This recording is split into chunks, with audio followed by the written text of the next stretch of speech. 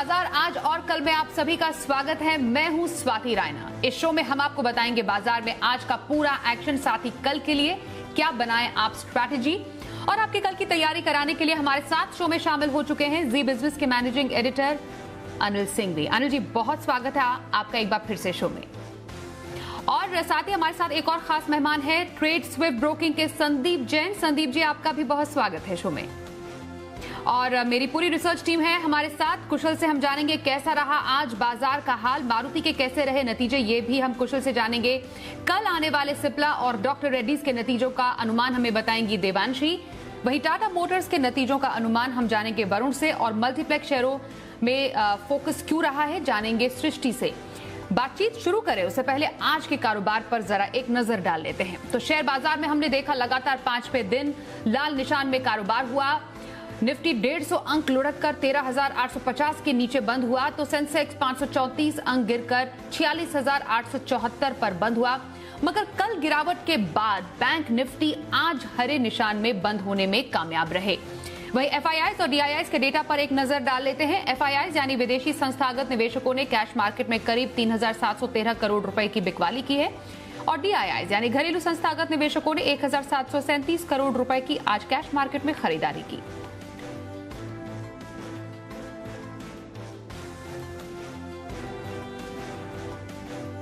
आज के बाजार पर एडिटर स्टेक के लिए सीधे अनिल जी के पास चलते हैं। सर, आज लगातार 5वें दिन बाजार लाल निशान में। सबका सवाल यही कि गिरावट कब थमेगी, आज के कारोबार की खासियत क्या रही है? वायदा कारोबार की जनवरी सीरीज के आखिरी दिन यानी कि एक्सपायरी के दिन बाजार में भरपूर एक्शन देखने को मिला। वैसे तो निफ्टी लगातार 5वें ट्रेडिंग सेशन कमजोरी के साथ ट्रेड करता हुआ दिखा और बंद भी हुआ। लगभग 1000 पॉइंट नॉन स्टॉप करेक्शन हो चुका है 5 ट्रेडिंग सेशन में। लेकिन बैंक निफ्टी ये आज का सरप्राइज पैकेज था। बैंक निफ्टी भी कमजोर था, लेकिन निचले स्तरों से आखिरी आधे घंटे में जो उछाल आया है वो काबिले तारीफ है। और निचले स्तरों से करीबन 700-800 पॉइंट का बड़ा रिकवरी वाला उछाल बैंक निफ्टी में देखने को मिला। और निफ्टी जहां एक और 150 पॉइंट करीबन लाल निशान में बंद हुआ नुकसान के साथ, वहीं बैंक निफ्टी हरी निशान में बंद होने में कामयाब रहा। यानी कि दोनों ही ट्रेड अलग अलग होते हुए नजर आए। कहाँ निफ्टी एकदम कमजोर तो कहाँ बैंक निफ्टी में शानदार रिकवरी। लेकिन दिन भर का ट्रेड देखें तो मजा नहीं था। लगातार दबाव था, हर एक लेवल से प्रॉफिट बुकिंग बिकवाली आती हुई दिखी। एक्सपायरी का दिन भी था और इस पूरी सीरीज में तेजी करके ट्रेडर्स ज़्यादा फंसे हुए थे, तो पोजीशन कम करने का खतरा भी था। शॉर्ट कवरिंग एकमात्र उम्मीद थी कि आज उसकी वजह से रिकवरी आ जाए तो अलग बात है, क्योंकि ग्लोबल मार्केट्स भी कमज़ोर थे। यूरोप 1% नीचे, डाउ फ्यूचर 100-150 पॉइंट नीचे, तो इसलिए उम्मीद सिर्फ और सिर्फ शॉर्ट कवरिंग पर थी। लेकिन वो शॉर्ट कवरिंग आई कहाँ? सिर्फ और सिर्फ बैंक निफ्टी में। निफ्टी में कोई खास शॉर्ट कवरिंग नहीं आई, बड़ी मुश्किल से 13,800 के ऊपर बंद होने में कामयाब रहा। तो निफ्टी कमजोर रहा, बैंक निफ्टी बेहतर रहा। मजबूत तो नहीं कहेंगे, लेकिन हाँ कम से कम वहाँ पर सिचुएशन खराब नहीं थी। अब एक्सपायरी तो हो गई। जो बड़ी समस्या थी इस बाजार की, एक तरफ फ्लोज थोड़े से कम हो रहे हैं, यानी कि एफआईआईज की जो खरीदारी है वो धीमी पड़ रही है। दूसरी ओर ग्लोबल मार्केट में थोड़ा प्रॉफिट बुकिंग का माहौल। तीसरा आपके सामने बजट है और चौथा एक्सपायरी थी। ये चारों ट्रिगर्स ऐसे थे जिन्होंने पिछले 4-5 दिनों से बड़ा दबाव बना रखा था बाजार में।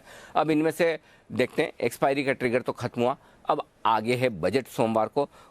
कल उससे पहले का आखिरी ट्रेडिंग सेशन होगा और नई सीरीज की शुरुआत भी होगी।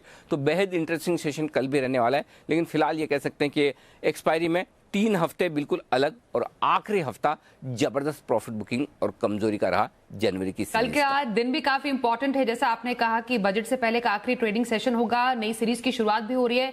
निफ्टी बैंक निफ्टी के कौन से अहम लेवल्स होंगे ये आपसे समझेंगे कल की स्ट्रैटेजी में। लेकिन उससे पहले बाजार में आज कहां सबसे ज्यादा एक्शन था जरा समझते हैं कुशल से। कुशल, लगातार 5वें दिन बाजार में गिरावट, कहां सबसे ज्यादा एक्शन देखने को मिला? जी, तो आज भारतीय बाजारों का जो हाल था वो एकदम वॉलेटाइल था। जहां पर अगर आप निफ्टी को देखा तो फर्स्ट हाफ में जो दिन के लो पॉइंट से रिकवरी हमें सेकेंड हाफ में देखने को मिली वो बढ़िया देखने लायक थी। इनफैक्ट यहां पर अगर आप बैंक निफ्टी को देखें तो ऑलमोस्ट हरे निशान में वो बंद होता हुआ नजर आया और दिन के हाई पॉइंट पर लगभग ये जाकर बंद होता हुआ नजर आया। यहीं अगर आप देखेंगे तो निफ्टी में इसी वजह से जो गेनिंग स्टॉक्स थे, जिसमें एक्सिस बैंक ऑलमोस्ट 6% की तेजी यहाँ पर दिन के दौरान बनती हुई नजर आई।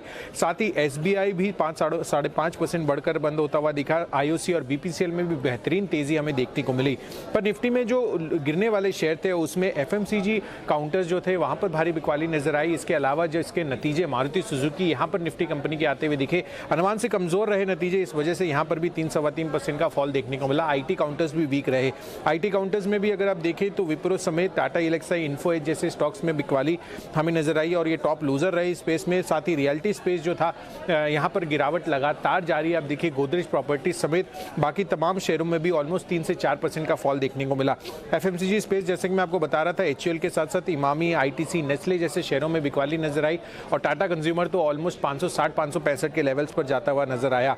यहीं पीएसयू बैंक्स की अगर आप बात करें तो एसबीआई में तो अच्छा मूवमेंट था, पर वहीं बैंक ऑफ बड़ौदा दिन के दौरान ऑलमोस्ट 12% लुढ़कता हुआ नजर आया और कैनरा बैंक, पीएनबी जैसे शेयरों में भी बिकवाली नजर आई। और अंत में जी के हिट कॉल्स की अगर आप बात करें तो वोल्टास, एनएफएल जो हिमांशु जी और राकेश खन्नाल स्पेशल पिक में दिया गया था, यहां पर बढ़िया तेजी बनती हुई नजर आई। साथ ही एसबीआई हिमांशु जी की पिक थी और एक सेल कॉल था यूनाइटेड स्पिरिट्स में, यहां पर भी जो है आपको मुनाफा वसूली देखने को मिली। तो कहीं ना कहीं यहां पर जी के हिट कॉल्स भी कारगर साबित होते हुए नजर आए और ओवरऑल मार्केट की ब्रेड जो है अभी भी थोड़ी नेगेटिव साइड पर देखने को मिल रही है।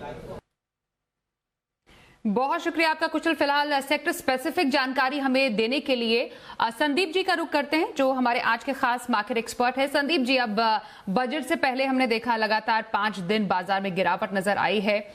सबके मन में सवाल यही है कि बजट से पहले ये गिरावट, इसके मायने क्या हैं, और दूसरी बात ये कि फिलहाल अभी स्ट्रैटेजी क्या रखनी चाहिए? देखिए, स्ट्रैटेजी तो बाइंग की ही रखनी पड़ेगी क्योंकि एक रीजन है कि इतना बड़ा करेक्शन वैसे लाजमी था। 14,700-800 के लेवल से जो निफ्टी अभी आई है, तो कहीं ना कहीं देखिए 14,000 का साइकोलॉजिकल लेवल भी तोड़ा और अब एक अच्छे खासे सपोर्ट के आसपास पहुंची है जो कि 13,700 से लेकर 13,800 के बीच में है। और आज देखिए जिस तरीके से बैंक निफ्टी ने अगुवाई की और जबरदस्त बाउंस बैक किया है, और अब अगर एसजीएक्स निफ्टी को भी देखें तो वो भी 100 पॉइंट्स प्लस ट्रेड कर रहा है। और मुझे ऐसा लगता है जिस तरीके से एफआईआई की सेलिंग थी तो डीआईआई की बाइंग भी थी। सो ओवरऑल मुझे लगता है कि बजट के पहले एक नर्वसनेस थी, प्रॉफिट बुकिंग आई, और बजट के पहले जब इतना मार्केट टूट जाता है तो अगर बजट में थोड़ी सी भी पॉजिटिविटी या कुछ पॉजिटिव न्यूज आएंगी तो मार्केट बाउंस भी बहुत जल्दी करेगा। तो कटान भी था। सो ओवरऑल मुझे लगता है बाइंग की ही कुछ कॉल्स में लेके आए और बाइंग ही करनी चाहिए, ऐसा मेरा मानना है। और ऐसे में अब इंट्राडे के जो पिक्स हैं आपकी कौन सी होंगी? एक दिन की खरीदारी अगर करनी हो, और हफ्ते भर का नजरिया आप कहां रखें? बिल्कुल, देखिए मैं इंट्राडे एफएनओ पिक में मैं ब्रिटानिया को लाया हूं जो कि बहुत ही अच्छा कंसोलिडेशन दिखाया हुआ है। डाउनसाइड मुझे कम लगती है और जिस तरीके से अभी खराब मार्केट में भी रेजिलिएंट था, तो 3560 का स्टॉप लॉस लगाएं और 3690 और 3730 का टारगेट। और दूसरा जो इंट्राडे कैश मार्केट के तौर पे मैं स्टॉक लाया हूं वो है नेस्को जो कि 589 के लगभग क्लोजिंग हुई है और 625 630 का टारगेट लगाए और 570 का स्टॉप लॉस। और तीसरा पेपर स्टॉक है, अगेन जैसे कि जेके पेपर काफी चला हुआ है, मैंने और भी पेपर स्टॉक्स बोले हुए हैं, बट वेस्ट कोस्ट पेपर फंडामेंटली भी बहुत बढ़िया और टेक्निकली भी एक अच्छे खासे करेक्शन के बाद एक बहुत बढ़िया सपोर्ट पे है। और मुझे ऐसा लगता है कि स्टॉक को इन लेवल्स पे लेना चाहिए। 178 के लगभग बंद हुआ है, 210 का टारगेट पोजिशनल पिक के तौर पे और 160 का स्टॉक।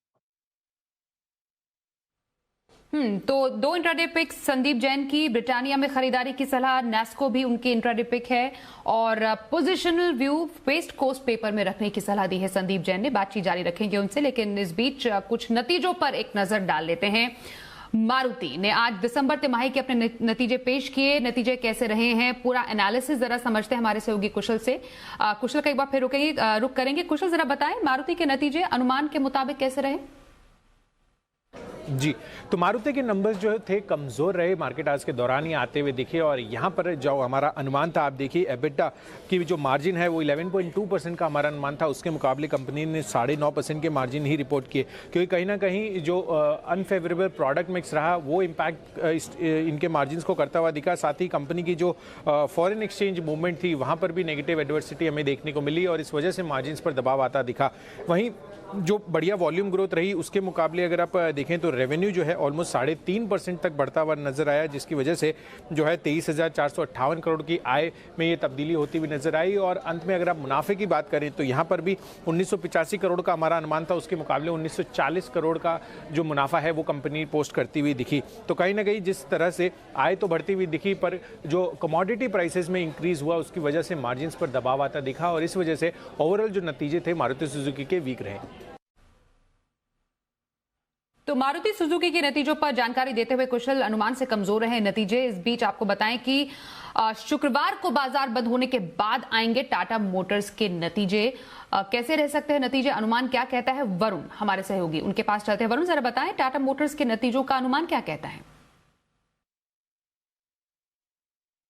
ठीक ठाक रहेंगे, कोई बड़े फायरवर्क्स की उम्मीद तो यहाँ पे है नहीं। कंपनी की सालदशा अगर आप देखें तो रेवेन्यूज फ्लैट रहने वाली है। कंपनी का जो एबिटा है उसमें 2% के आसपास की बढ़ोतरी होगी, और कंपनी का जो मुनाफा है उसमें गिरावट होने वाली है। 1954 करोड़ से घट के ये करीब 50 करोड़ के आसपास आएगा। काफ़ी कमी कंपनी के मुनाफे में आपको देखने मिलेगी। देखिए, लगातार पूरे ऑटो स्पेस जो है उसमें पिछले कुछ समय में आपने दबाव देखा था, उसके बाद रिकवरी आई थी, और खासकर JLR के वॉल्यूम जो है उसमें अच्छी खासी 20% के आसपास की कहीं ना कहीं गिरावट हुई है, तो उसका इम्पैक्ट आपको देखने मिलेगा। वहीं स्टैंड अलोन वॉल्यूम जो है वो अच्छे रहे, वहाँ करीब 22% के आसपास की बढ़ोतरी देखने मिली है। तो एक जगह स्टैंड अलोन वॉल्यूम से और एक जगह JLR है जो कि प्रेशर बनाने का काम कर रहा है। वहीं आपने देखा कि कच्चे माल की कीमतें कैसी बढ़ी है, और इसके चलते काफ़ी कंपनियों ने अपने प्राइस हाइक ली थी, लेकिन प्राइस हाइक जो है वो जनवरी के महीने में ली गई थी, तो कहीं ना कहीं उसका भी थोड़ा बहुत इंपैक्ट देखने मिलेगा। लेकिन कॉस्ट कंट्रोल भी कंपनी ने किए थे, इसके लिए कहीं ना कहीं मार्जिन जो है उसमें आपको थोड़ी सी बढ़ोतरी देखने मिलेगी। नजर रखें आगे कंपनी की कमेंट्री क्या है, खासकर कमर्शियल व्हीकल स्पेस को लेकर किस तरह की कमेंट्री है, और ऑटो सेगमेंट में किस तरह की डिमांड देखने मिल रही है इंडिया और ग्लोबली, यहाँ पे आपको सबसे ज्यादा नजर रखनी है। तो ऑटो सेगमेंट में दो कंपनीज, एक के नतीजे आए, एक के नतीजे आने बाकी है। सबसे पहले संदीप जी, मारुति में आपका व्यू मैं जानना चाहूंगी। नतीजे हालांकि उतने अच्छे नहीं आए अनुमान के मुताबिक, मारुति में क्या करने की सलाह? टाटा मोटर्स के जो नतीजे आएंगे उससे पहले कोई स्ट्रैटेजी बना सकते हैं क्या?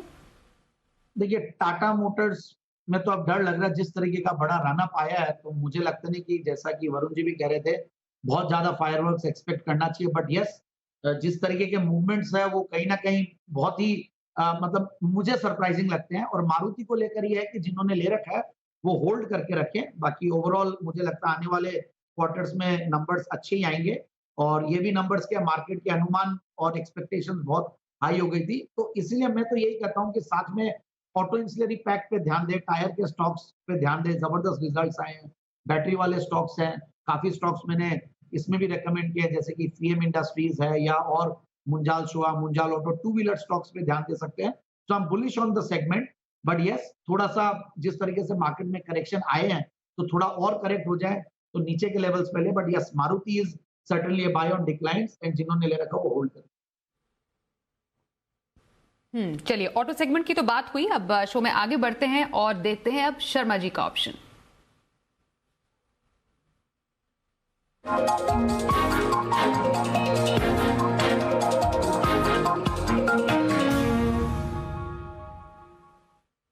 HDFC सिक्योरिटीज के वीके शर्मा जी हमारे साथ फोन लाइन पर है। सर, बहुत स्वागत है एक बार फिर से आपका। कल बम्पर कमाई का कौन सा ऑप्शन बताएंगे आज?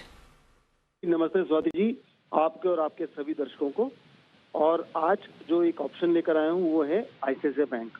आमतौर पर दो ऑप्शन लेकर आता हूँ, लेकिन मैं समझता हूँ कि इस वक्त अभी भी मार्केट लगता है कि बाउंस बैक हो रहा है, लेकिन फिर भी एक ही ऑप्शन में दे रहा हूँ, और वो है लॉन्ग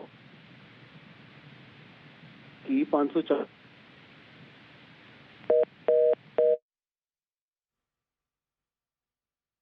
शर्मा जी से संपर्क हमारा कर गया है। ओके, ICICI बैंक की कॉल उन्होंने रेकमेंड की है 540 की, और स्टॉप लॉस 18 का रखिए। 20 रुपए पे खरीदारी की सलाह यहां पर उन्होंने दी है।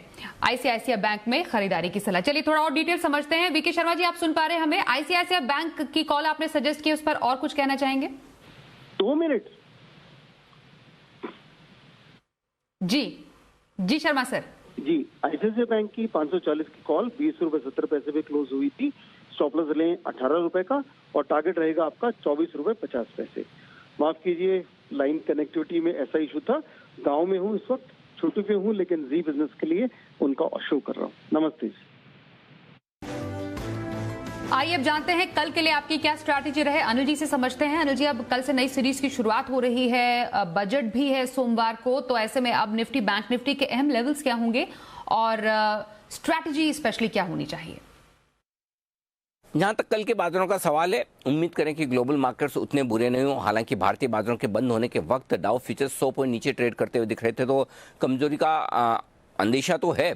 और यूरोप भी 1% कमजोर था, लेकिन फिर भी देखना होगा यूरोप में, अमेरिका में किस तरह का कारोबार होता है और कल डाउ फ्यूचर्स कैसा ट्रेड करते हैं। लेकिन उसके अलावा कल नई सीरीज की शुरुआत होगी, फरवरी सीरीज की, और बजट से ठीक एक दिन पहले का ट्रेड होगा। तो सावधानी तो वैसे भी होगी, क्योंकि बजट के दिन आमतौर पर लोग मानकर चलते हैं कि बड़ा उतार चढ़ाव हो सकता है, तो उस लिहाज से कोई बहुत बड़ी खरीदारी या बिकवाली करने के मूड में ट्रेडर्स नहीं रहेंगे, ये बात पक्की है।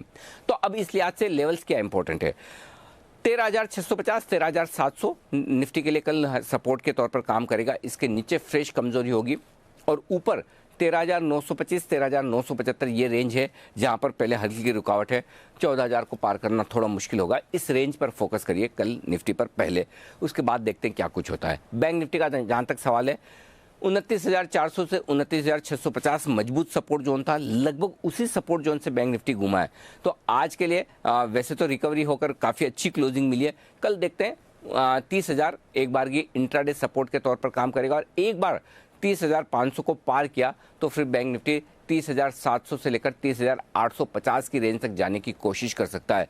तो ये आपके लिए ट्रेड बन सकता है। लेकिन कल के ट्रेड में एक तरफ जहां ग्लोबल ट्रिगर्स अहम होंगे शुरुआत करने के लिहाज से, वहीं उसके बाद बजट के ट्रिगर्स आप पर हावी होते हुए दिखेंगे।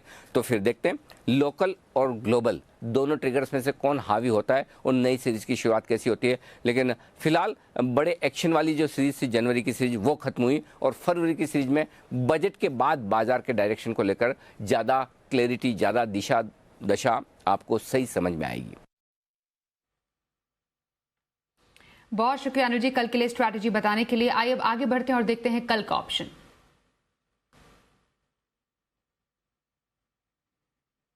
चलिए, हमारे साथ सुमित बगड़िया हैं चॉइस ब्रोकिंग के।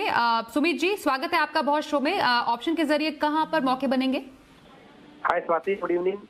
देखो, मेरे को लगता है कि ये कॉल लेके काम करना, पुट लेके काम करना है। मार्केट्स में वॉलिटिलिटी बहुत ज्यादा देखने को मिल रही है और लास्ट 4 दिनों में मार्केट अच्छे खासे करेक्शन दिखाए हैं। कल देखने को मिलना चाहिए, वॉलिटिलिटी देखने को मिलेगी, इसलिए मैंने एक ऑप्शन में एक पुट है। तो पहले राइट साइड का बात करते हैं, बंधन बैंक।